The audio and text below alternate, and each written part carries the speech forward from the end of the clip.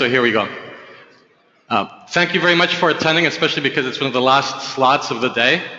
So that means you're probably quite interested in the topic of Goliath and the little guy, and presuming that you might actually identify with Goliath and maybe suffer from some persecution feelings about the markets being out to get you, especially when you put on a position and it's going against you immediately. The purpose of the speech really is to understand who Goliath is. And from the perspective of a retail trader, they tend to feel that there's somebody out there who knows more than them, that they're at the mercy of the bigger forces. So the real question is, who is Goliath? What does Goliath do? And what is it that I can learn from him in the end to become better? Why? Because hedge funds, which is the subject of this catchy title, are the cream of the cream. The reasons they attract billions and millions of dollars for investment purposes is because they do something right. Over the last 30, 40 years, they have made money on a consistent basis. And so the question is, what is it that they do? What is it that we can learn from them? So first of all, I'd like to run a quick survey with people in the audience. How many of you believe that you can actually make money trading? Well, that's very good. At least it's not a self-defeatist kind of attitude. And how many of you believe that the industry has something that you don't? That is very unfortunate. And how many of you believe that hedge funds can actually make money in a straight line up? That's certainly more realistic. Okay. The message here is really that you can definitely make money, at least we're all agreed upon that, but that this is based upon two principles displayed here by edge and risk, obviously influenced by your goals. Risk will come to see as understood by people to mean cutting your losses, or at least that's how it's touted. And on the edge side, that's a very dubious kind of question, especially when people ask you, what is your edge? Is it because you have a better moving indicator, moving average, RSI, or God knows what? Can you predict the markets? Do you have a crystal ball? It turns out that for people who are in the retail space, your edge doesn't have to be that profound. I'll give you a very simple example. Who here bought the stock market in 1993? That's bad. Have you looked at what the S&P did in the last 20 years? It went up. You could have made money. So having an edge isn't about rocket science. It's about being disciplined and understanding what drives the economics and the markets. Actually, before we continue to the next slide, I did want to say I do have a raffle. So anybody who is interested, the prize being a one-on-one consultation with me for nothing, for free, for 1 or 2 hours, as you wish, to discuss your trading. I'd be very interested. I'm always interested in understanding how other people participate and think about the markets. And so if you want to, there's a unsightly box here on the front row. So if you want to put in your details, I'll draw a name out and then we can sit down, we can discuss. So there hasn't been much of a bio on the front page here. And so first of all, something about me. We all have different backgrounds. Yeah? Some people don't necessarily work in the city, have worked in the city, some others have. So we all have different backgrounds, but our journey to trading success is the same. My journey started out actually in 2001. Before that, I was a theoretical physicist. I worked in Stephen Hawking's group on black holes. But unfortunately, I came across the book, The Market Wizards, which you should all read, primarily because all the fund managers in that book are still alive today and trading. And that more or less instilled in me the belief that you can make money out of the markets in a systematic, rule-based way. So in 2001, I came to the city. I worked at various hedge funds and investment banks. So when you believe that the industry has something that you don't, I've been there, I've done that. I've worked on the trading floors, Brevin Howard, JP Morgan, Barclays Capital, Deutsche Bank. And though you have a career path, my path to trading success really has been the same as for everybody else. There's information overload. You learn about neural networks, Kalman filters, wavelets, God knows what. You chase systems. You know, am I going to trade equities, or am I going to trade bond futures or commodities?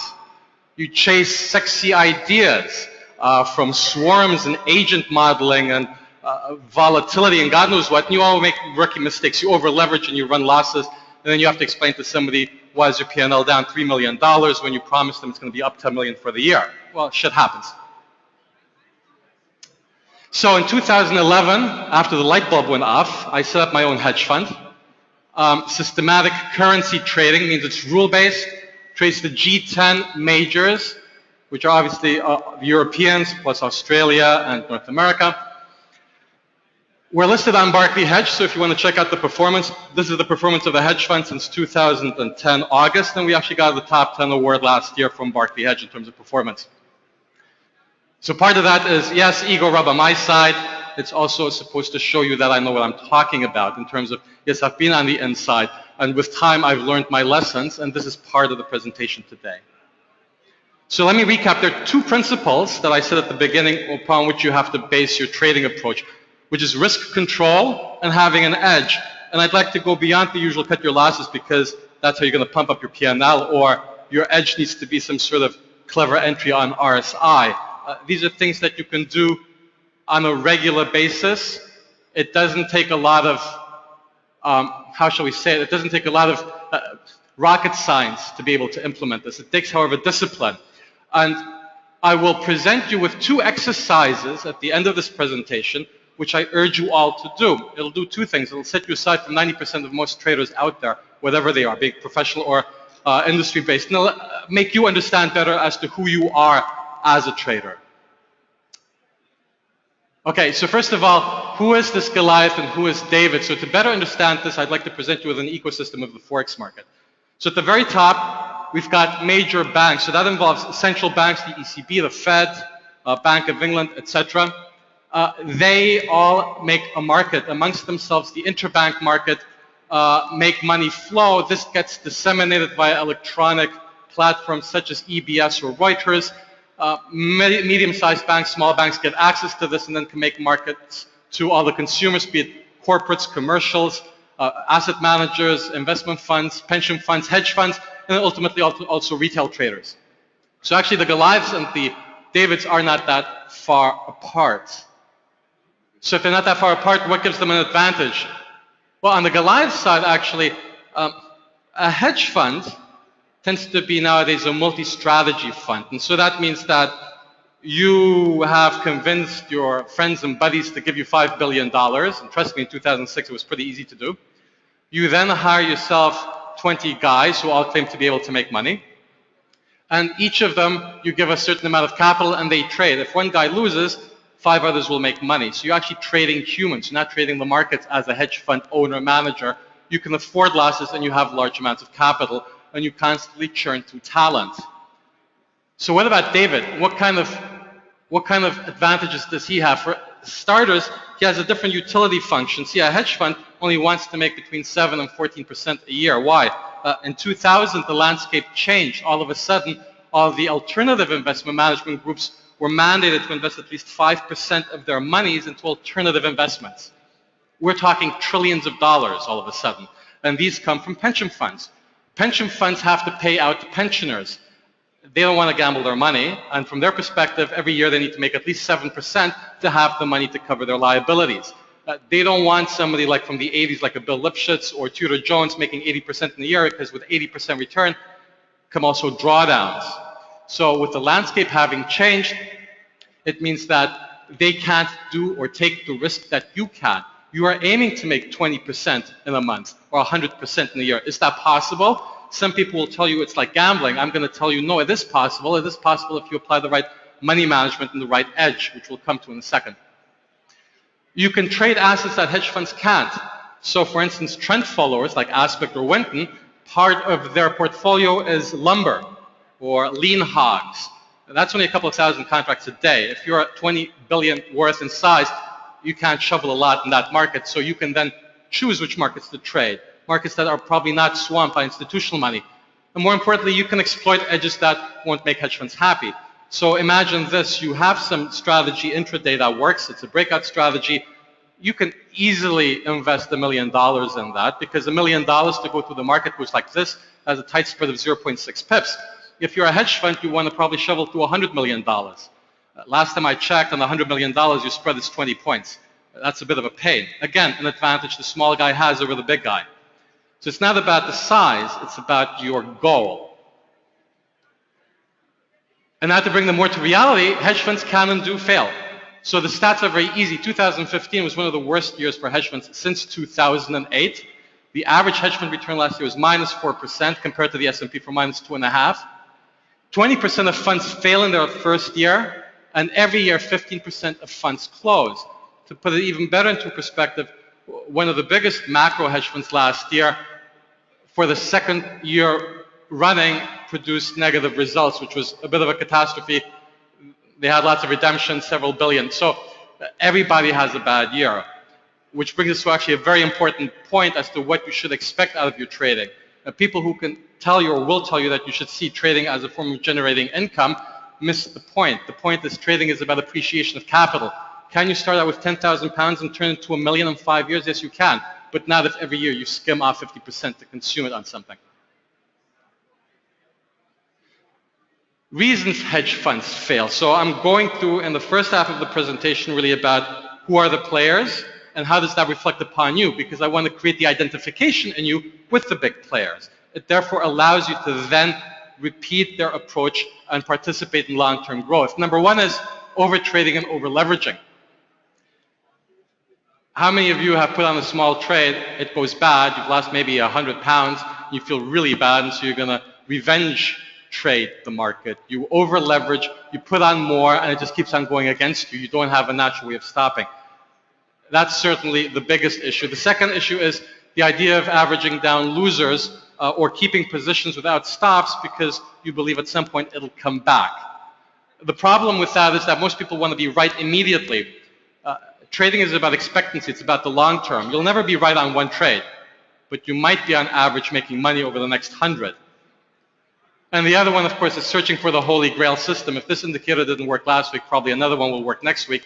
And trust me, hedge funds do suffer from that. The classic example is they'll get themselves a group from Goldman Sachs who say they can do trend following. They make 10% in the first 5 months. So then they tenfold their capital.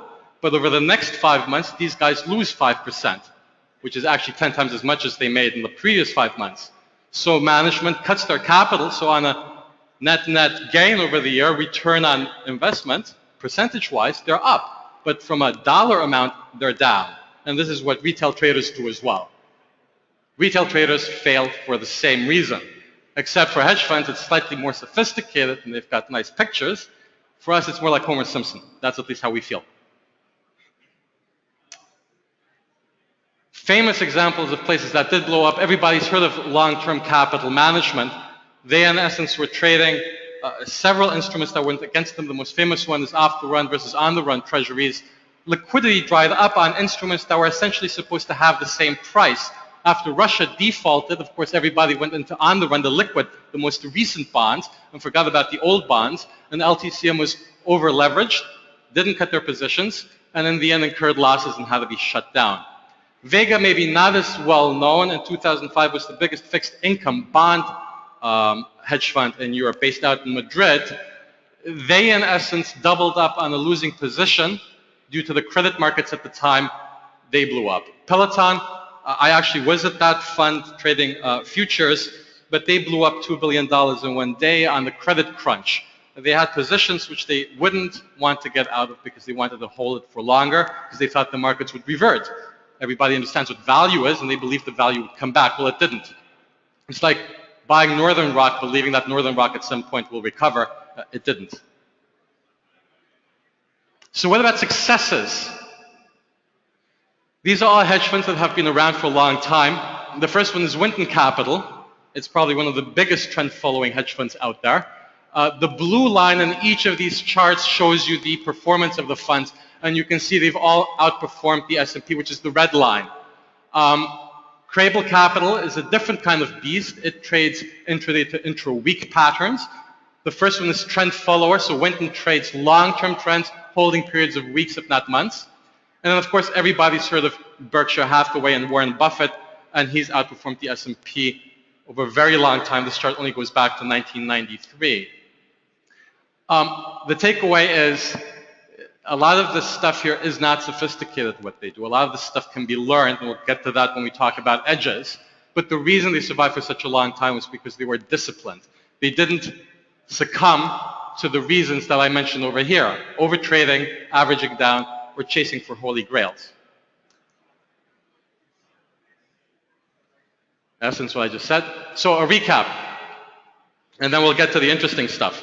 Number one, everybody can make money, and it's based upon two principles: controlling your risk and having an edge.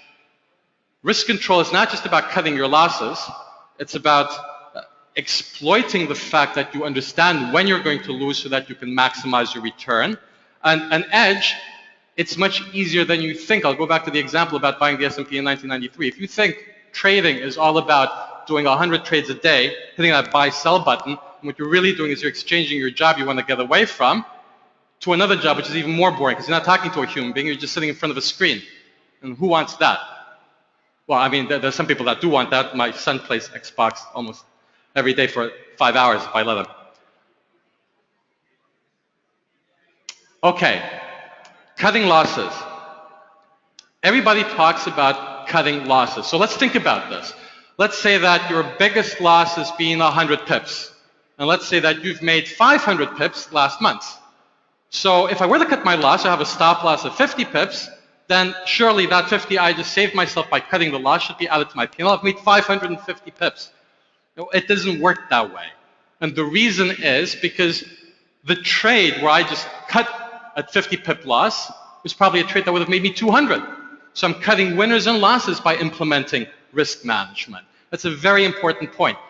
Cutting your losses won't make you more money. But what it does do is it allows you to understand how bad the situation can get. You have a floor. And once you understand how bad the situation can get, guess what? You can leverage up the wazoo. Rather than using 1, 2, 3 times leverage, you can use 10, 20 times leverage. Why? Because you understand how bad it can get. If you don't, you can't do that.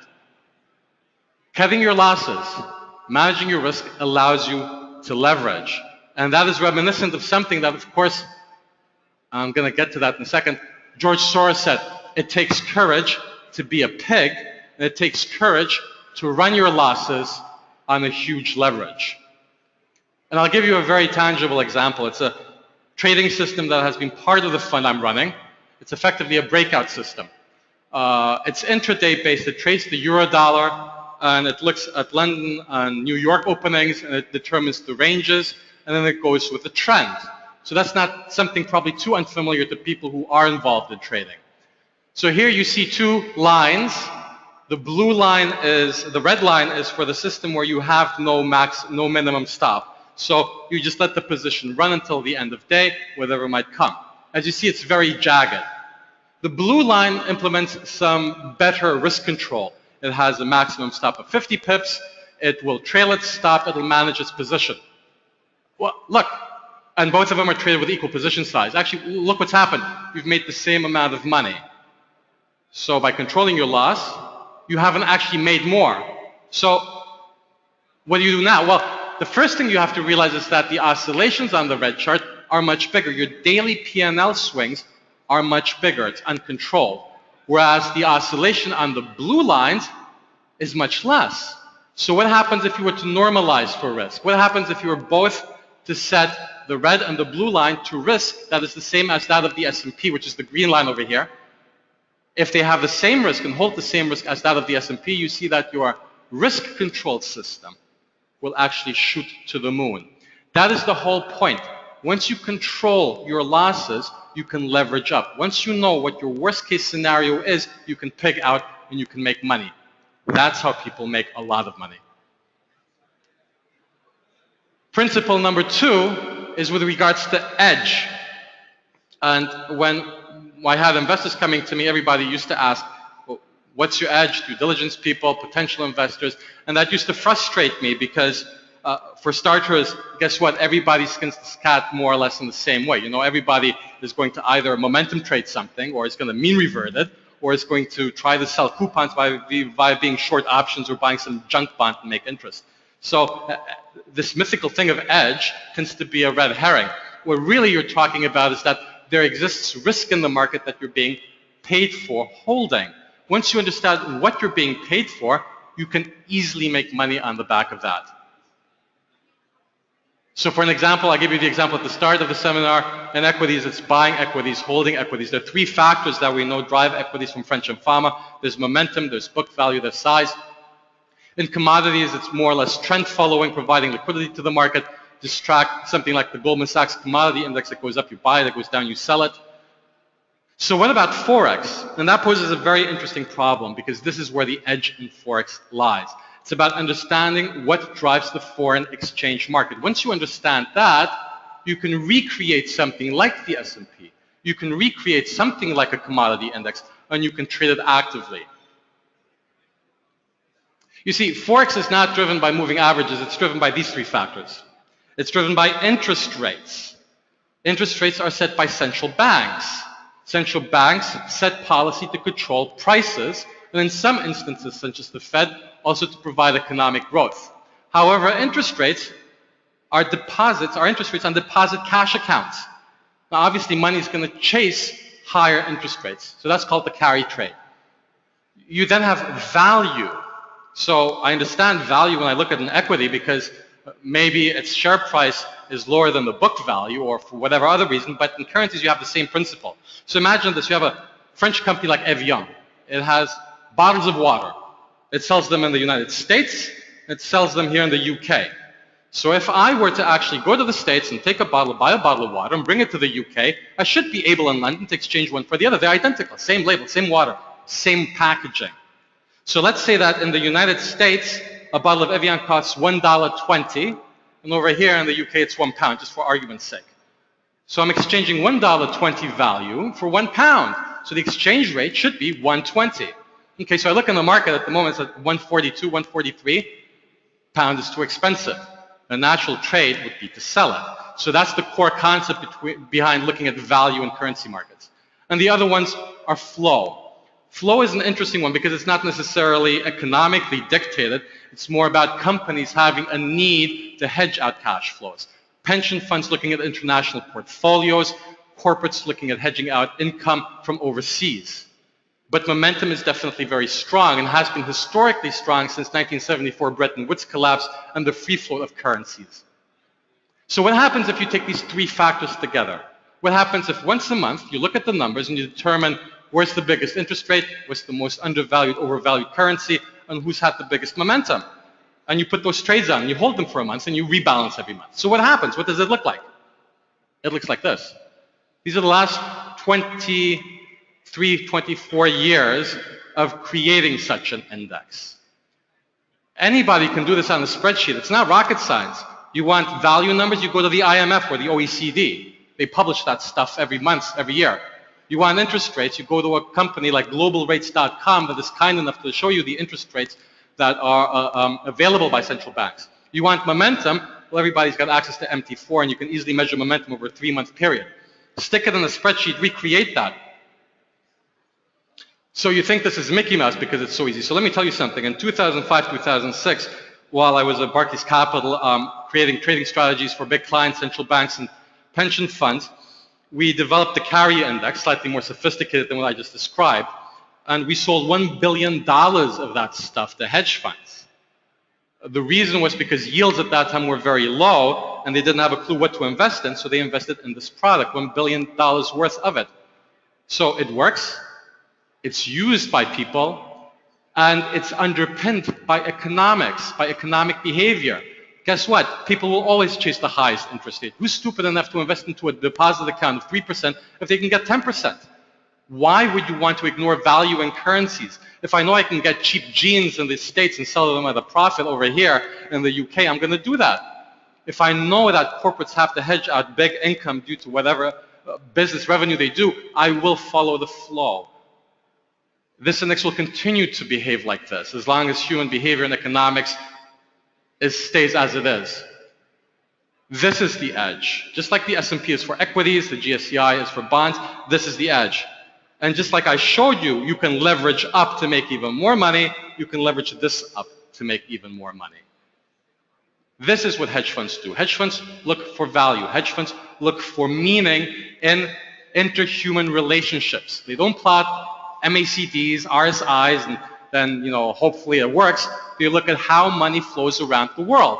What this index does is it captures exactly that.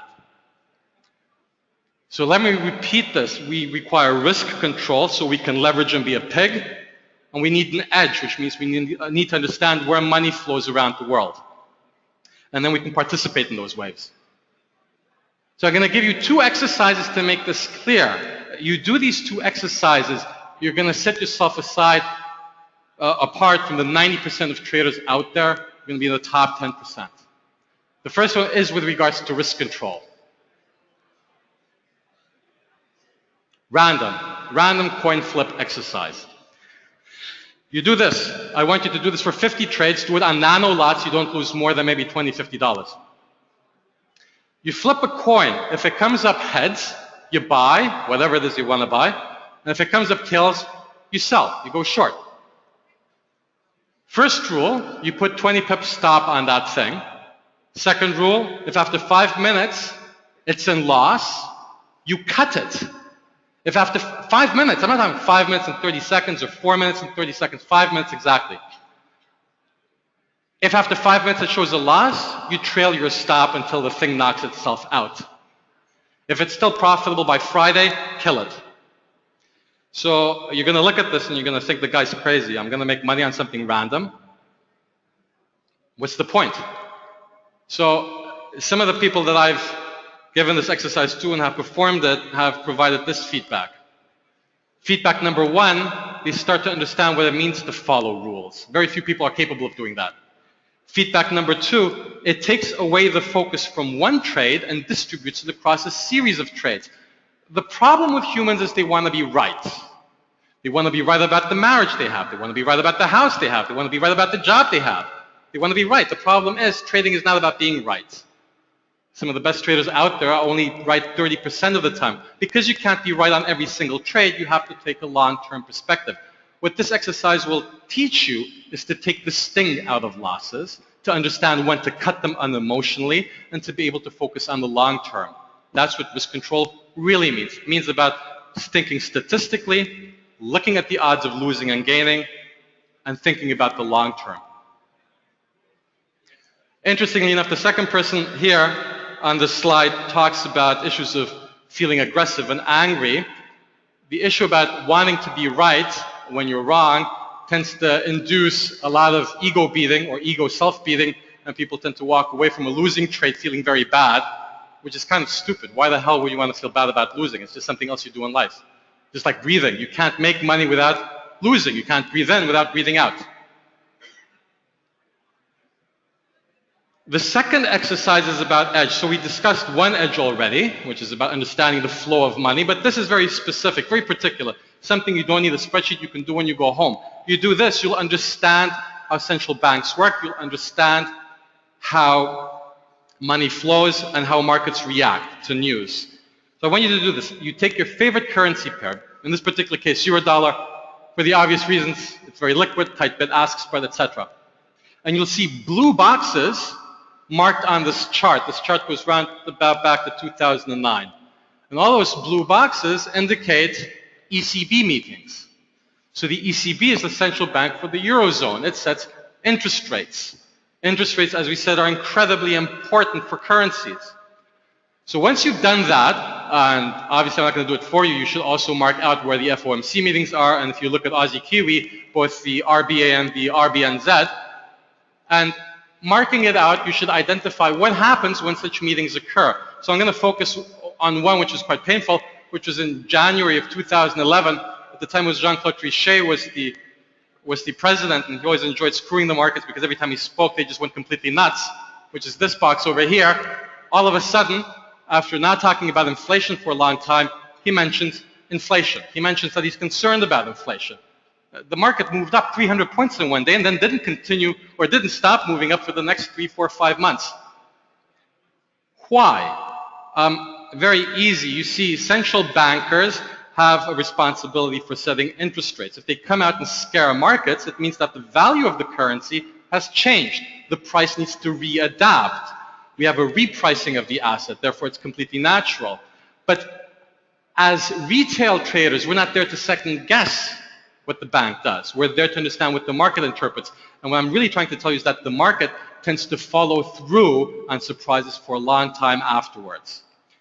So, going back to this chart, you plot out your boxes, and you mark out the ranges on these charts where the boxes happen. So you have a range here, a range here, a range there, and then you trade a simple breakout. If it breaks out on one of those ranges, you trade in the direction. So this is what your P&L would have looked like for just looking at ECB meetings over the last 5, 6 years.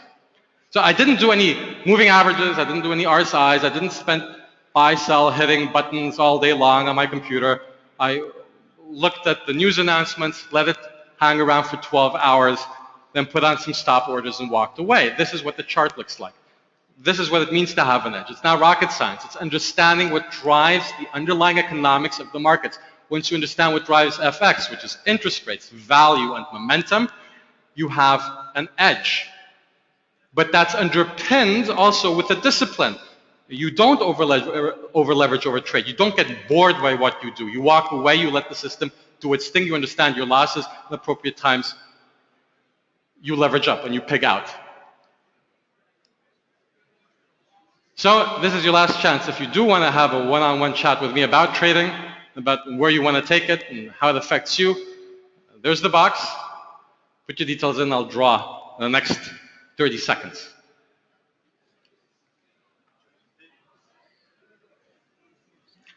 Yeah.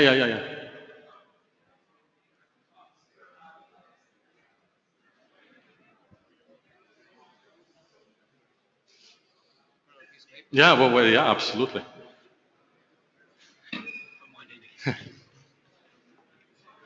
Hey, and I wanted to say thank you very much for attending. I appreciate it's the last slot of the day. I did come here early in the morning at 10:30, so I'm just as wasted as you are. So thank you very much for listening.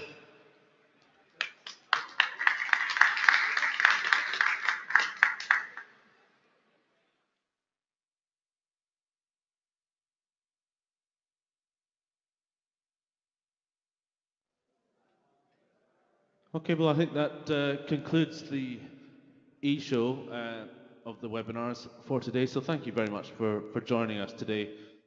Simon Campbell here, and we've been having some webinars throughout the day from the London Forex show. These have all been recorded, so we will send you links for you to be able to go and view these recordings in the normal way that we do with the Round the Clock Trader events. And speaking of Round the Clock Trader, we have another one set to take place next Thursday, Thursday the 25th of February. And I've got details. We've got several new speakers taking part in next Thursday's event. So I'll look forward to sending some details of you about them, and hopefully you can join me again next Thursday. So in the meantime, thank you very much. I hope you've had some value today, and I hope you've enjoyed some of the presentations, and look forward to joining me again later. Thank you very much. Bye-bye.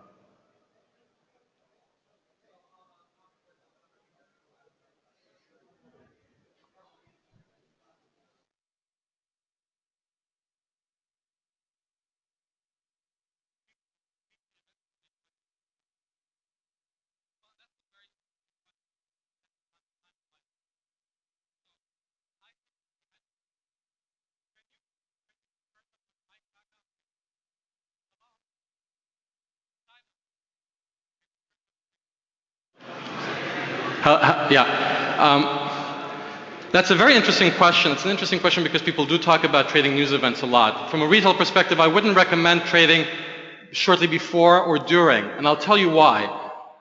You just don't have the connection and the speed to execute the orders you would want to in the first 5 minutes. Bid asks tend to widen out as well. You probably should let the markets ease out, and then you understand which way they trend. However, this doesn't apply to high frequency. So I worked on high frequency desks, and I can tell you that there it's completely different. During a news event, a lot of desks will experience this. They'll go into the event and they'll have a massive P&L drop because they're caught usually on the wrong side of the trade. However, in the hour to 2 hours afterwards, or even towards the end of the day, they're going to make more money than they actually lost. And there's a reason for that. The reason is that markets exhibit patterns which are exploitable. If you look at the volatility of currencies shortly after a news event, for instance, non-farm payrolls, they can within even less than a minute, within 5, 6, 7 seconds, move of the order of 10 to 20 pips with a very tight bid ask. So even though the patterns are understandable and they tend to be very oscillatory around the trend that they follow, the issue that you then have is you need speed. Because if you don't have the speed to execute at the price that you see, then you're done for. There's something I call the P&L landscape, which is this. You can either trade over very short time horizons, and by that I mean short, like over seconds, sub-second. You can then trade over very long time horizons, which is probably weeks and months, and then there's sort of the in-between trading range, which is intra-week, intra-day, 4-hourly, 10-hourly holding period. On the very short time scale, a monkey with a pen could figure out a pattern. Why? Because with a very short time frame, you are influenced by flow. And flow can be modeled via random processes, and you can detect patterns. So that's very easy, but the problem you have with making money over there is that you need to be quick. And you just don't have the execution capacity to be quick. That's why hedge funds who go down that route spend $5 to $10 million just to set up the technology to be quick. Over the very long time frame, no, finding signals that work consistently is very difficult. Therefore, a lot of people, rather than trying to find signals or patterns in the market, they don't. They try to understand the risks they're being paid for and exploit that. They look for carry trades. They look to buy junk bonds when it's opportunistic to buy junk bonds. They look to buy equities, etc. Over the medium term, that's the space where a lot of people just don't want to trade, either because they don't have an edge or because they feel they can't push enough liquidity to the market. So I'll give you an example. People say that the spot market is worth $5 trillion a day. Okay, so let's do the calculation. Of that, probably half of it is actually spot transactions. The other one's forwards and options and a whole bunch of other junk you wouldn't touch. Okay, so there are 1,440 minutes in a day. So on 2.5 trillion, 80% of that tends to be dollar denominated, and of that 30% tends to be euro denominated. So that's, let's say that's around about 20%. So 20%, so that's a fifth. So let's say that's about $500 million of euro dollar, yeah? Which, no, 500 billion of euro dollar. Divided by 1,000, that's around about $100 million per minute in euro dollar market, yeah? So that's per second, so let's divide 100 seconds in a minute, that's around about $10 million per second in notional for euro dollar, okay? And I can tell you, if I'm a hedge fund, I don't want to trade 10 million because my fund's worth $1 billion. I just want to shovel through 100, 200, 300 million right at a time.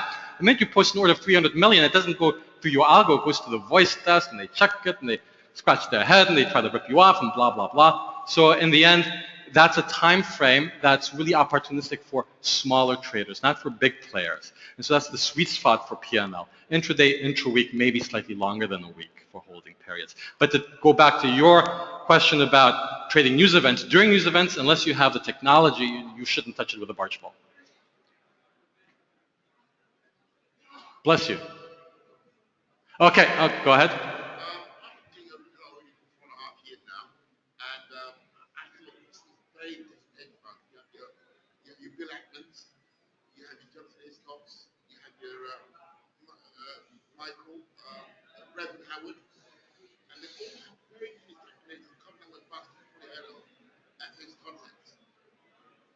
Yeah, Taylor didn't go bust, he just closed the shop down. Taylor didn't go bust, he just closed it. FX Concepts, they closed shop, yeah.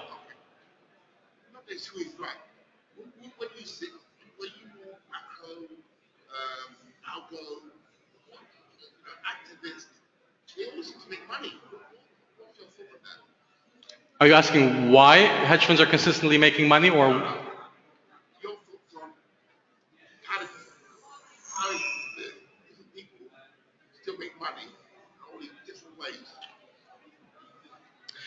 Because ultimately, look, I mean, what you're asking is, I have an asset class. I've got equities, I've got bonds, debt, and I've got commodities.